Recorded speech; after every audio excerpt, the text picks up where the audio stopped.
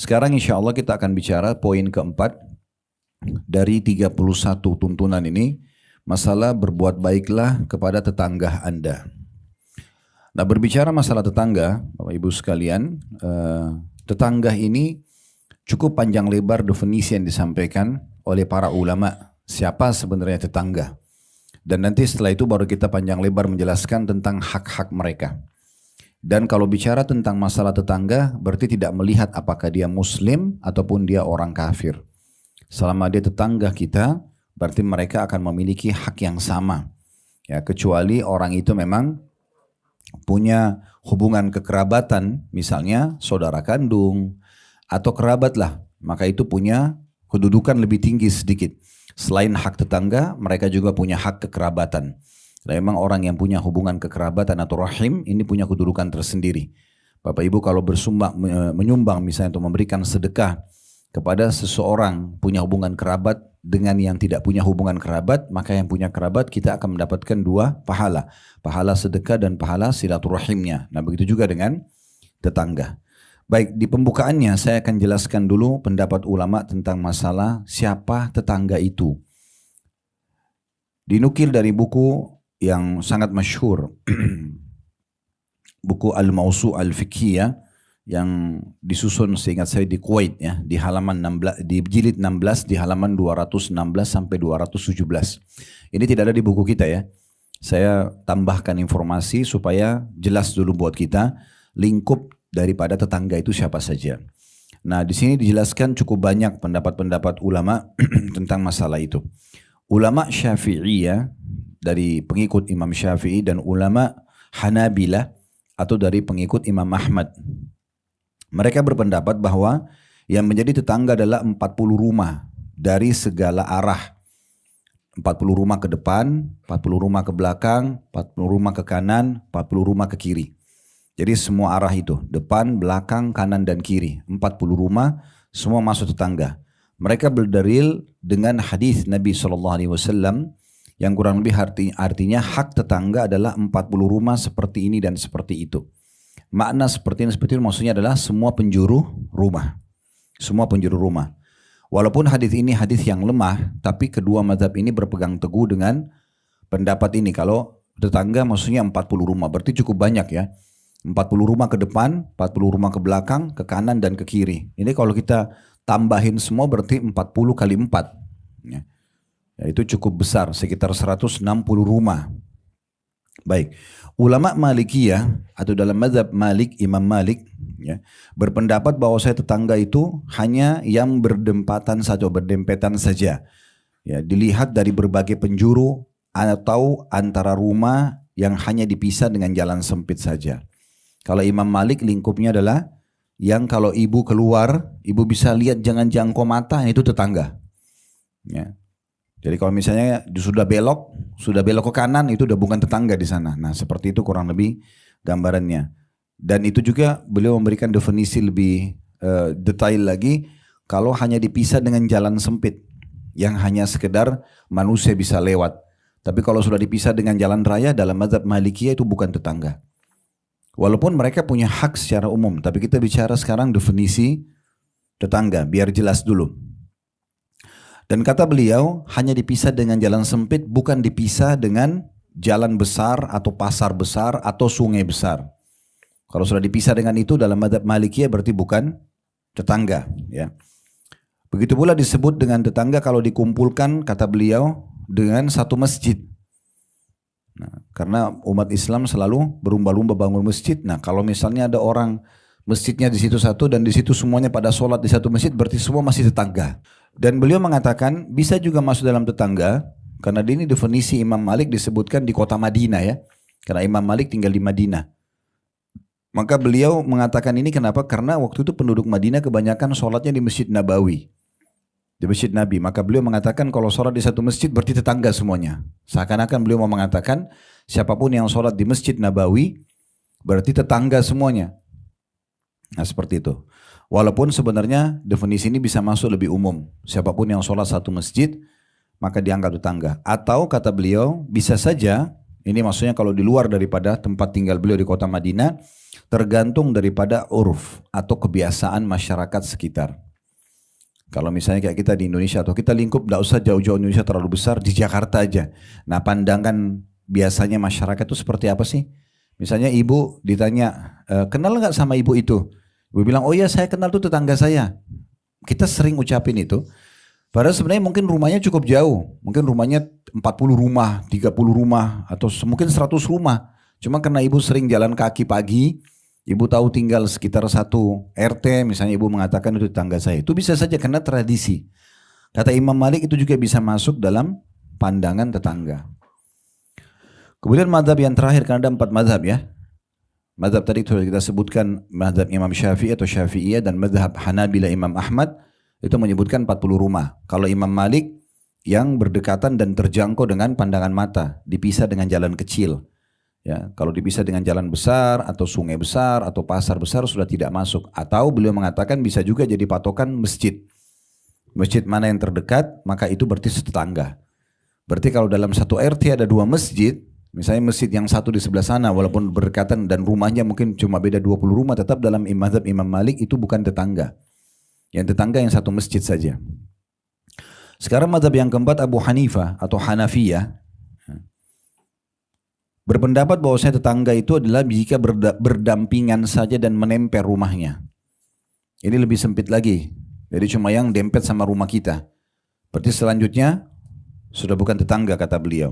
Dan ini dinukil dari salah satu ulama yang masyhur dari mazhab Hanafiyah, Abu Yusuf, yang mengatakan bahwasanya tetangga seperti itu berdampingan, tapi beliau mengatakan bisa juga kalau mau diluaskan maksimal tetangga itu adalah yang satu masjid. Yang satu masjid. Allahu alam, kalau kita lihat dari pendapat ini berarti kita melihat sebenarnya lebih kepada perlunya atau pentingnya kedudukan tetangga sampai para ulama berikan definisi. Dan kalau kita lihat dari mayoritas pendapat ini berarti memang yang digabungkan dalam satu masjid. Ya. Jadi kalau ada masjid itu lebih dekat dengan pendapat ini. Kalau ada satu tambahan juga ulama namanya Atha bin Abi Rabah. Ini ulama Mekah ya, di masa dulu itu beliau muftinya Mekah. Beliau mengatakan pada saat pernah melihat penduduk Mekah sama penduduk Madinah belum diberikan haknya oleh khalifah. Di masa dulu ibu-ibu sekalian ada namanya ataya. Pernah dengar ataya enggak? Belum ya? Ataya itu pemberian pemerintah kepada masyarakat. Jadi kalau hukum Islam berlaku, harusnya pemerintah itu kasih uang kepada masyarakat dari hasil pendapatan negara. Nah, kalau kita kan sekarang kita bayar, pajak atau apa. Nah kalau dulu nggak seperti itu. Justru pemerintah mengelola, mereka dikasih amanah memimpin, lalu mereka mengelola apa yang mereka pakai untuk kebutuhan perputaran pemerintahan, lebihnya dibagi ke masyarakat. Nah namanya ataya. Itu di zaman dulu, di zaman Khulafa Rasyidin, di zaman kerajaan Islam Umayyah, Abbasiyah, itu berjalan semua itu. Jadi bisa dikatakan dulu tidak ada orang yang susah karena semuanya harus dapat bagian dari pemerintah gitu. Nah, pernah satu kali di masa Atha bin Abi Rabah ini, penduduk Madinah sama Mekah, ataya mereka telat dikasih oleh khalifah yang berkuasa pada saat itu. Namanya Hisham bin Abdul Malik. Maka Atha bin Abi Rabah datang ke istananya di Damaskus, lalu memberikan nasihat kepada khalifah sambil mengatakan sesungguhnya penduduk Mekah tetangganya Allah. Ini bahasa Atha. Penduduk Mekah tetangganya Allah. Apa maksudnya? Ka'bah kan rumah Allah. Berarti semua orang yang tinggal berdekatan dengan Ka'bah tetangga. Karena dia bilang penduduk Mekah tetangganya Allah. Jadi selama rumah ibu di Mekah berarti dianggap tetangga. Karena patokannya Ka'bah. Dan penduduk Madinah tetangga Rasulullah SAW. Walaupun Rasulullah sudah meninggal, rumahnya masih ada nggak? Masih ada, kuburannya masih ada. Berarti selama kuburan itu masih ada, rumah Nabi masih ada, dan sampai sekarang masih ada. Karena itu rumah Aisyah radhiyallahu anha. Dan memang nabi-nabi kalau meninggal itu dikubur di tempat mereka meninggal, Bu. Ya. Kenapa Nabi Muhammad SAW dikubur di kamarnya Aisyah? Karena beliau meninggal di situ. Beda sama kita, kalau kita meninggal di kamar kita tetap dibawa ke kuburan umum. Kalau nabi-nabi enggak, meninggal di mana dikubur di situ. Jadi waktu Nabi SAW meninggal di kamar Aisyah, maka jadilah itu kuburan beliau. Nah ini sekaligus juga menjawab kenapa Nabi SAW melarang membanguni kuburan, tetapi kuburan Nabi ada rumahnya. Nah sebenarnya bukan rumah itu dibangun untuk kuburan, tetapi memang dasarnya beliau meninggal dalam rumah itu. Maka dikubur di situ. Nah kata Atha bin Abi Rabah, sementara penduduk Madinah adalah tetangga Rasulullah. Berarti pendapat Atha bin Abi Rabah, satu kota itu tetangga. Satu kota Mekah tetangga, satu kota Madinah tetangga. Nah kalau ini lingkupnya lebih luas lagi. Lebih luas lagi. Baik, sebenarnya yang kita ingin sampaikan dari definisi ini supaya kita harus peduli dengan makna tetangga itu sendiri.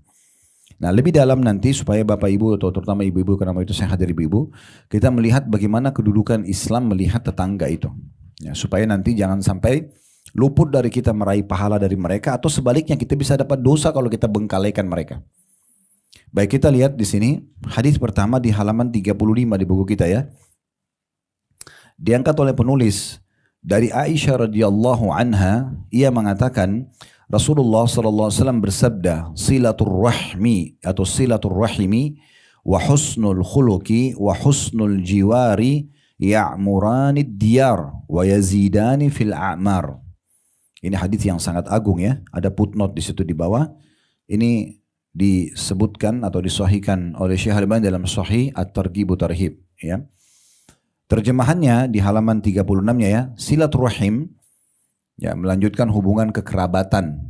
Saya pernah jelaskan Bu ya, kalau masih ingat saya ingatkan kembali, rahim itu berarti orang yang punya kekerabatan. Ya, sebaiknya kalau sesama muslim jangan bilang saya silaturahim ya. Tetapi saya sedang menjalin ukhuwah, persaudaraan Islam.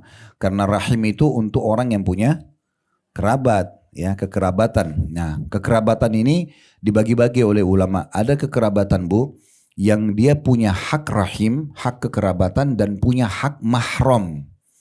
Mahram artinya tidak boleh kita menikah dengan mereka. Biasa di Indonesia orang bilang muhrim. Jangan muhrim ya. Kalau muhrim itu artinya orang pakai baju ihram. Ya. Kalau ibu bilang ini muhrim saya, berarti ini orang pakai baju ihram saya ya.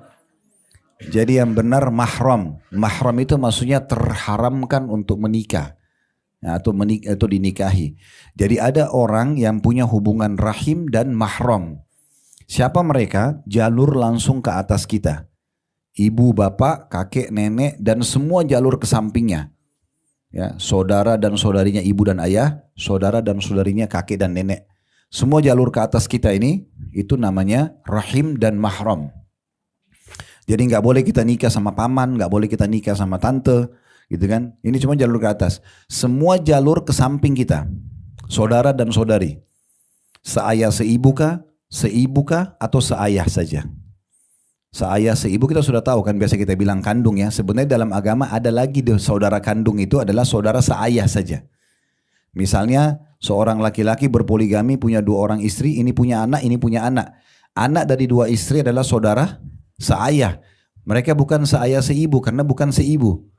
Atau seorang duda bawa anak, dia nikah lagi sama istri keduanya, ya kemudian punya anak lagi.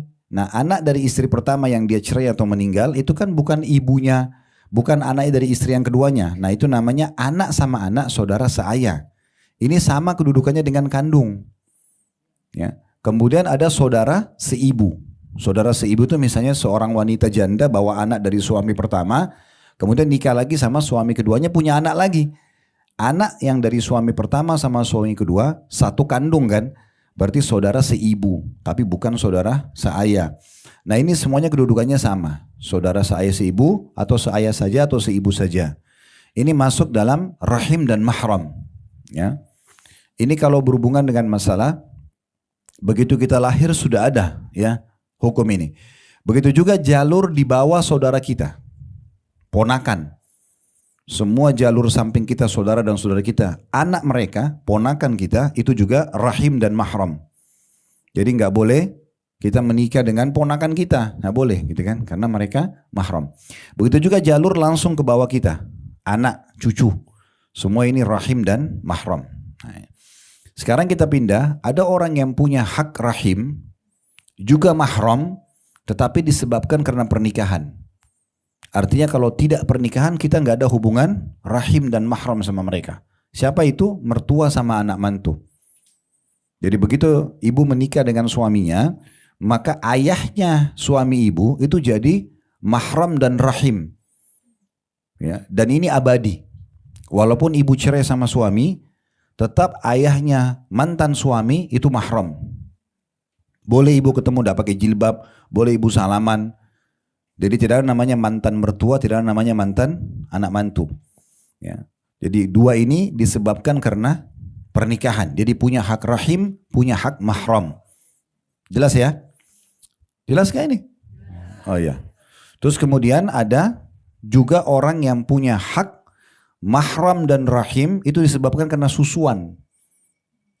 Jadi kalau ibu waktu kecil misalnya disusui oleh ibu tetangga, ya, dan sampai 5 kali disusui kenyang, bayi itu sampai kenyang 5 kali berarti jadi anak susuannya si ibu itu. Jadi kalau ibu itu punya anak laki-laki akan menjadi rahim dan mahramnya ibu. Gak boleh ibu nikah.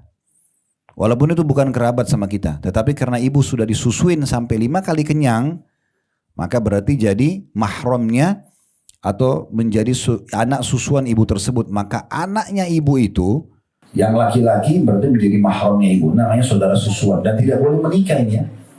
Makanya hati-hati bagi ibu-ibu yang misalnya Allah karunia ASI misalnya, itu kan banyak ada donor ASI ya. Biasanya ditampung di klinik ini harus jelas. Ibu harus tulis namanya ibu siapa, nomor teleponnya. Ibu harus tahu nanti bilang sama kliniknya atau rumah sakit. Ini kalau dikasih ke anak siapa jelasin ya. Anak siapa yang dikasih. Jangan ibu kasih 5 liter susu tiap hari. Dikasih ke 30 anak. Jadi banyak sekali nanti anak susuannya. Nah, itu. Karena cuma 5 kali minum kenyang sudah jadi mahram. Dan bayi kita tahu 1 hari bisa minum 10 kali susu, kan gitu. Nah jadi harus hati-hati dengan ini. Karena di masa Nabi SAW pernah terjadi ada 2 orang menikah. Begitu selesai akad nikah, baru selesai akad nikah, untung belum terjadi interaksi biologis. Ya, ada satu ibu tua datang lalu mengatakan, ya Rasulullah, ini 2 orang ini yang anda nikahkan pernah saya susuin. Dua-dua ini anak susuan saya. Maka berarti mereka mahram. Kata Nabi SAW, kalau gitu pisahkan. Dan kalian mau bertahankan rumah tangga seperti apa sementara sudah jelas kalian adalah saudara susuan. Jadi tidak boleh. Kayaknya harus hati-hati dengan ini. Hubungan kekerabatan, rahim dan mahram. Ada yang begitu kita lahir sudah langsung, ada yang disebabkan karena pernikahan, ada yang disebabkan karena susuan. Selanjutnya ada orang yang punya hubungan rahim tapi bukan mahram. Ya, perhatikan ya. Ada hubungan kekerabatan tapi bukan mahram. Ibu nggak boleh buka jilbab di depan dia. Ibu nggak boleh berduaan, itu ipar. Ipar nggak boleh. Nah di Indonesia ini banyak salah paham nih. Suaminya berhalangan nggak bisa, lalu dia suruh adiknya antar istrinya berduaan. Ini bukan mahramnya. Nggak boleh berduaan. Ya. Makanya pernah Nabi SAW mengatakan kalau laki-laki dan perempuan berdua, yang ketiganya syaitan. Lalu ada sahabat bilang begini, ya Rasulullah bagaimana kalau ipar? Kata Nabi, ipar justru kematian. Ipar justru kematian. Karena kalau terjadi perselingkuhan, maka misal naudzubillah ya, ini satu orang muslimah, dia biarkan adik perempuannya selalu sama suaminya. Contoh, lalu terjadi perselingkuhan. Kira-kira bagaimana ngobatinnya? Ini suami, ini adik. Kan jadi masalah. Makanya kata Nabi SAW, ipar itu justru kematian. Kalau orang lain kita tinggal selesai. Suami atau istri selingkuh kita cerai dia pergi selesai. Tapi kalau dia selingkuhnya sama saudara kita, ini bahaya besar. Karena saudara kita nggak bisa dihapus statusnya. Kan gitu. Nah makanya hati-hati dengan masalah seperti ini. Ya, jadi ipar itu bukan mahram. Berlaku padanya hak rahim, tapi tidak berlaku padanya hak mahram. Sama juga masuk dalam sini adalah pasangan tante dan pasangan om. Ya. Jadi kalau tantenya ibu nikah sama seorang laki-laki, misal adiknya ibu atau adiknya ayah, tante kita. Ya.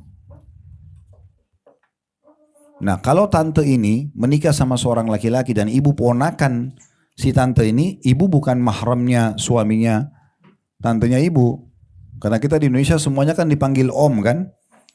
Semuanya dipanggil om. Padahal sebenarnya itu mereka harus dijelaskan dulu omnya siapa ini. Karena kalau om tadi saya bilang dari saudara ayah dan saudara ibu itu mahram, ya. Tetapi kalau pasangan tante atau pasangan om ini berarti bukan mahram. Karena kalau cerai sama paman kita atau cerai sama tante kita bisa nikah sama dia. Ya. Jadi mereka hanya punya hubungan rahim tapi bukan mahram, ya. Ini banyak disalahpahami juga di kita soalnya. Begitu suami tante, ya udah salaman aja. Saya kan ponakannya. Bukan, Anda ponakan istrinya, bukan ponakan suami dia. Gitu kan? Ada satu juga tadi saya lupa, ada juga poin yang terjadi karena pernikahan.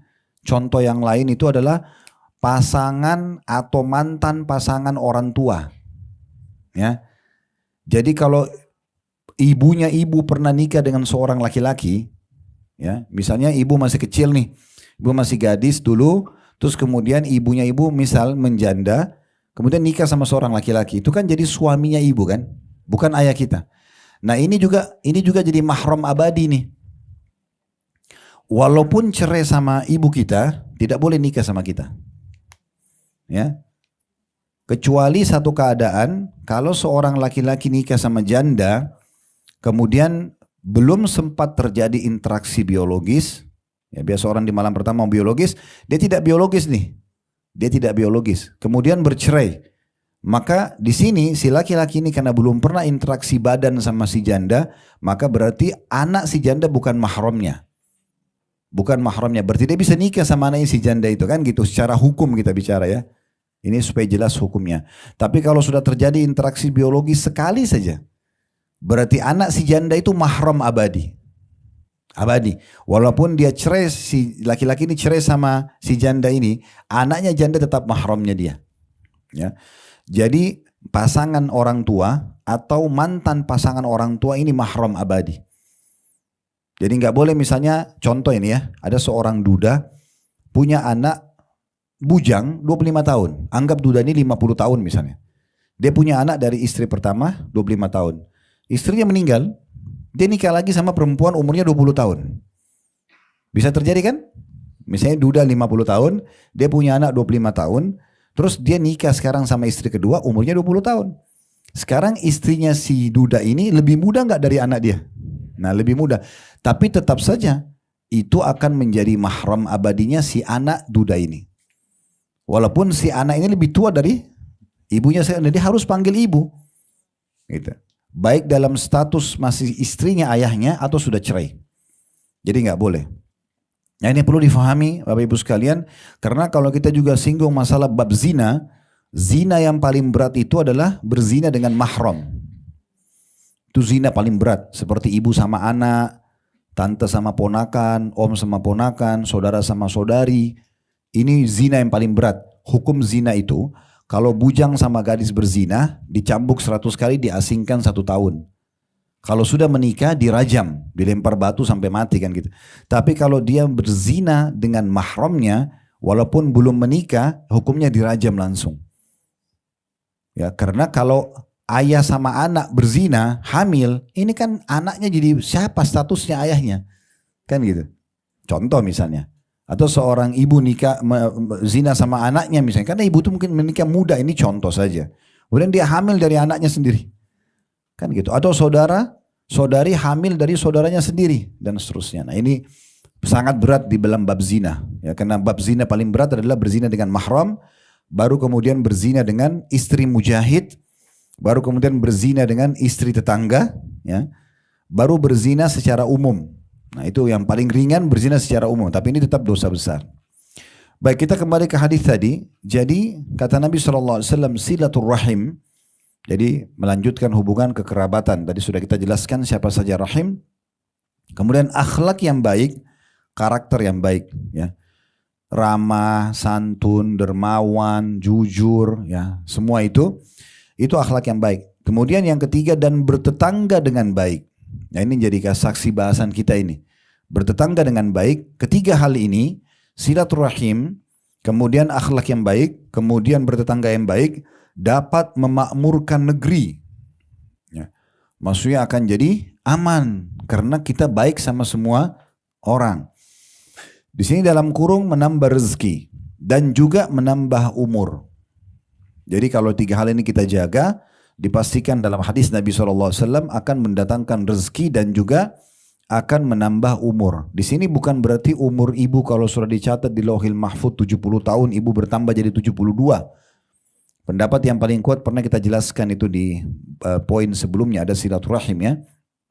Itu adalah ditambah keberkahannya. Jadi kalau ibu misalnya umurnya 70 tahun, si A umur 70 tahun, si B umur 70 tahun. Tapi si A ini suka sekali silaturahim. Si B tidak suka silaturahim. Maka kita temukan si A di umur 70 tahun banyak sekali amal-amal soleh yang dia kerjakan. Kayak dia bangun masjid, dia bantu pesantren, banyak Allah berkahi karena silaturahimnya. Itu maksudnya dipanjangkan umurnya di atas kebaikan. Nah gitu. Baik, jadi 3 hal ini usahakan dijaga, selalu silaturahim, ya. Kemudian juga jaga akhlak yang baik dan bertetangga yang baik. Ya. Termasuk tetangga yang baik adalah, nanti akan banyak poin-poin dijelaskan, selain berbagi makanan, selain ramah, ya, selain menjaga amanah dia, ya, rahasia dia, juga tidak menyakiti mereka. Ya, tidak menyakiti mereka. Maka ini pasti akan menambah rezeki dan juga menambah umur.